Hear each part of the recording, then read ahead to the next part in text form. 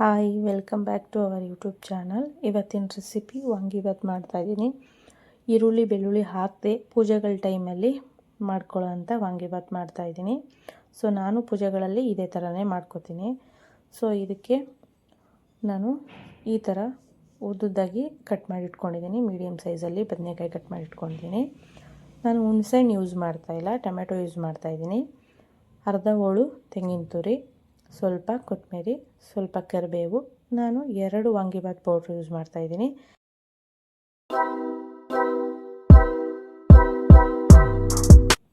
ಬನ್ನಿ ಇವಾಗ ಇದನ್ನು ಹೇಗೆ ಮಾಡ್ತೀನಿ ಅಂತ ತೋರಿಸ್ತೀನಿ. ಬಾಣಲೆ ಬಿಸಿಗೆ ಇಟ್ಕೊಂಡಿದ್ದೆ, ನಾನು ಆಯಿಲ್ ಹಾಕೋತಾ ಇದ್ದೀನಿ. ಆಯಿಲ್ ಸ್ವಲ್ಪ ಜಾಸ್ತಿನೇ ಹಾಕ್ಕೋಬೇಕು, ಯಾಕಂದರೆ ಬದನೆಕಾಯಿ ಫುಲ್ಲು ಎಣ್ಣೆಲೇ ಫ್ರೈ ಆಗೋದ್ರಿಂದ ಸ್ವಲ್ಪ ಆಯಿಲ್ ಜಾಸ್ತಿ ಹಾಕೋತಾ ಇದ್ದೀನಿ. ಎಣ್ಣೆ ಬಿಸಿ ಆಗಿದೆ. ಕಡಲೆ ಬೀಜ ಹಾಕೋತಾ ಇದ್ದೀನಿ, ಕಡಲೆಬೇಳೆ. ಇದೆರಡೂ ನಾನು ಲೋ ಫ್ಲೇಮ್ ಇಟ್ಕೊಂಡು ಚೆನ್ನಾಗಿ ಫ್ರೈ ಮಾಡ್ಕೋತಾ ಇದ್ದೀನಿ. ಸೊ ಇದೆರಡು ಚೆನ್ನಾಗಿ ಫ್ರೈ ಆಗಿದೆ. ಇವಾಗ ಒಂದು ಬೌಲ್ಗೆ ತೆಗೆದಿಟ್ಕೋತಿದ್ದೀನಿ.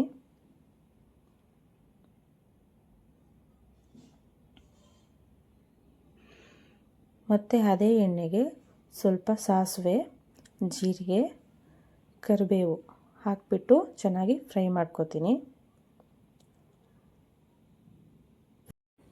ಇವಾಗ ಕರಿಬೇವೆಲ್ಲ ಚೆನ್ನಾಗಿ ಫ್ರೈ ಆಗಿದೆ. ಇದಕ್ಕೆ ನಾನು ಬದನೆಕಾಯಿ ಆ್ಯಡ್ ಮಾಡ್ಕೋತಾ ಇದ್ದೀನಿ. ಬದನೆಕಾಯಲ್ಲಿ ನಾನು ತೊಟ್ಟು ಆ್ಯಡ್ ಮಾಡಿದ್ದೀನಿ. ನಮ್ಮ ಮನೇಲಿ ಎಲ್ರಿಗೂ ತೊಟ್ಟು ತುಂಬ ಇಷ್ಟ. ಸೊ ಹಾಗಾಗಿ ನಾನು ಹಾಕ್ಕೊಂಡಿದ್ದೀನಿ. ನಿಮಗೆ ಬೇಡ ಅಂದರೆ ನೀವು ಸ್ಕಿಪ್ ಮಾಡ್ಕೊಳ್ಳಿ.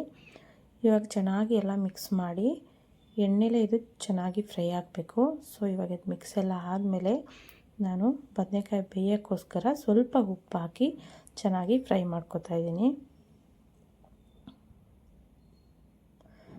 ಸೊ ಇದು ಆಲ್ಮೋಸ್ಟ್ ಫ್ರೈ ಆಗಿದೆ. ಈ ಟೈಮಲ್ಲಿ ನಾನು ಟೊಮೆಟೊ ಹಾಕ್ಕೋತಾ ಇದ್ದೀನಿ. ಟೊಮೆಟೊ ಹಾಕ್ಕೊಂಡು ಚೆನ್ನಾಗಿ ಮಿಕ್ಸ್ ಮಾಡಿಕೊಂಡು ಸ್ವಲ್ಪ ಉಪ್ಪು ಇವಾಗ ಟೇಸ್ಟ್ಗೆ ಎಷ್ಟು ಬೇಕೋ ಅಷ್ಟು ನೋಡಿ ಹಾಕ್ಕೊಂಡು ಲಿಡ್ ಕ್ಲೋಸ್ ಮಾಡಿ ನಾನು ಫ್ರೈ ಮಾಡ್ಕೋತಾ ಇದ್ದೀನಿ.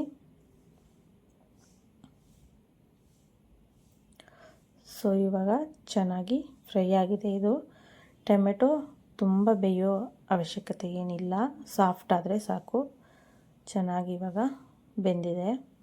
ಸೊ ಇವಾಗ ಇದಕ್ಕೆ ಅರಿಶಿನ ಪುಡಿ ಹಾಕ್ತಾಯಿದ್ದೀನಿ, ವಾಂಗಿಬಾತ್ ಪೌಡ್ರ್ ಹಾಕ್ಕೋತಾ ಇದ್ದೀನಿ. ಇವಾಗ ಎಲ್ಲದೂ ಚೆನ್ನಾಗಿ ಮಿಕ್ಸ್ ಮಾಡಿ, ನಾನು ತುಂಬ ಹೊತ್ತೇನು ಫ್ರೈ ಮಾಡ್ತಾಯಿಲ್ಲ. ಮಸಾಲೆ ಆ್ಯಡ್ ಮಾಡಿದ್ಮೇಲೆ ಒಂದು 2 ಮಿನಿಟ್ಸು ಲೋ ಫ್ಲೇಮಲ್ಲಿ ಫ್ರೈ ಮಾಡ್ಕೋತೀನಿ. ಸೊ ಇವಾಗ ಇದು ಆಗಿದೆ. ಲಾಸ್ಟಲ್ಲಿ ತೆಂಗಿನಕಾಯಿ ತುರಿ, ಸ್ವಲ್ಪ ಕೊತ್ತಂಬರಿ ಆ್ಯಡ್ ಮಾಡಿಬಿಟ್ಟು ಮಿಕ್ಸ್ ಮಾಡಿ ಗ್ಯಾಸ್ ಆಫ್ ಮಾಡ್ಕೋತೀನಿ. ತುಂಬ ಹೊತ್ತೇನು ಬೇಕಾಗಲ್ಲ, ಇದು ಬದನೆಕಾಯಿ ಎಲ್ಲ ಬೇಯೋಕ್ಕೆ ಬೇಗ ಬೆಂದೋಗುತ್ತೆ.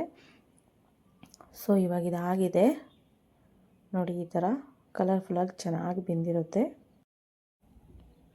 ನಾನು ಕಡಲೆಬೀಜ ಇಲ್ಲಿ ಲಾಸ್ಟಲ್ಲಿ ಆ್ಯಡ್ ಮಾಡ್ತಾಯಿದ್ದೀನಿ.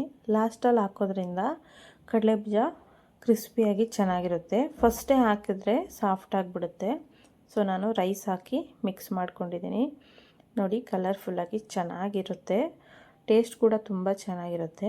ಒಂದು ಸಾರಿ ಟ್ರೈ ಮಾಡಿ ಈರುಳ್ಳಿ ಬೆಳ್ಳುಳ್ಳಿ ಹಾಕ್ದೇನೆ.